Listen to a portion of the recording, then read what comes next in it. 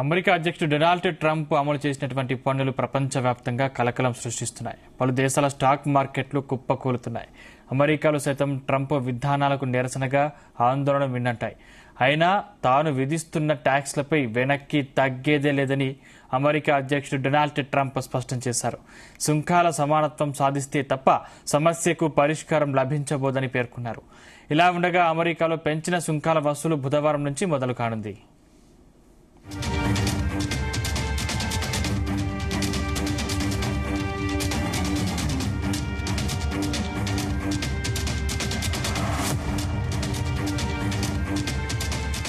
చైనాపై మరింతగా సుంకాలను విధిస్తామని హెచ్చరించారు. చైనా విధించిన 34% సుంకాలను మంగళవారంలోగా ఉపసంహరించుకోకపోతే బుధవారం నుంచి అదనంగా 50% సుంకాలను విధిస్తాం, వారితో అన్ని రకాల చర్చలు నిలిపివేస్తాం అని ట్రంప్ హెచ్చరించారు.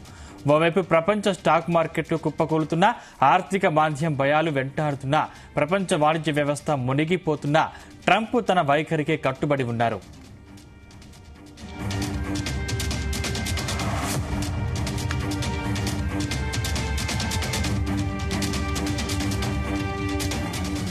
అంతర్జాతీయ మార్కెట్లు పడిపోవాలని కోరుకోవడం లేదు, కానీ కొన్నిసార్లు కొన్ని నయం చేసుకోవాలంటే ఔషధాలను వాడాల్సిందే అని ట్రంప్ వ్యాఖ్యానించారు. వడ్డీ రేట్లను తగ్గించాలని ఫెడరల్ రిజర్వ్కు సూచించారు. అయితే సుంకాల నేపథ్యంలో ద్రవ్యోల్బణం పెరుగుతోందని, వడ్డీ రేట్ల తగ్గింపుపై కొంతకాలం ఎదురు చూడాల్సి ఉందని federal reserve chairman Jerome Powell స్పష్టం చేశారు.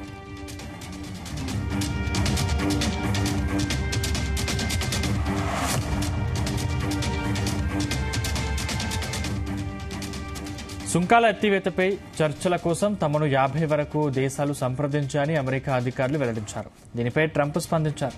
తాను చాలా మంది నేతలతో మాట్లాడానని, ఐరోపా, ఆసియా తదితర ప్రపంచ దేశాల నేతలంతా మాట్లాడుతున్నారన్నారు.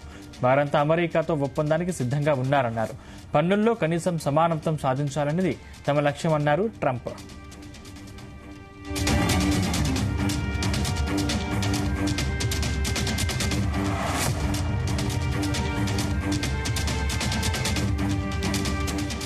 ట్రంప్ సుంకాలను తగ్గించినా ప్రస్తుత పరిస్థితుల్లో ఆర్థిక సంక్షోభం తప్పదని ఆర్థిక సేవల సంస్థ గోల్డ్మాన్ సాక్స్ అంచనా వేసింది. ఆర్థిక వృద్ధి రేటు మందగించిందని, విదేశీ వినియోగదారుల బాయ్కాట్తో పాటు విధానాల్లో అస్పష్టతతో మూలధన వ్యయంలో క్షీణత నమోదు కావడం ఖాయమని పేర్కొంది. దీనివల్ల ఊహించిన దానికంటే సంక్షోభ తీవ్రత అధికంగా ఉండే అవకాశం ఉందని అభిప్రాయపడింది.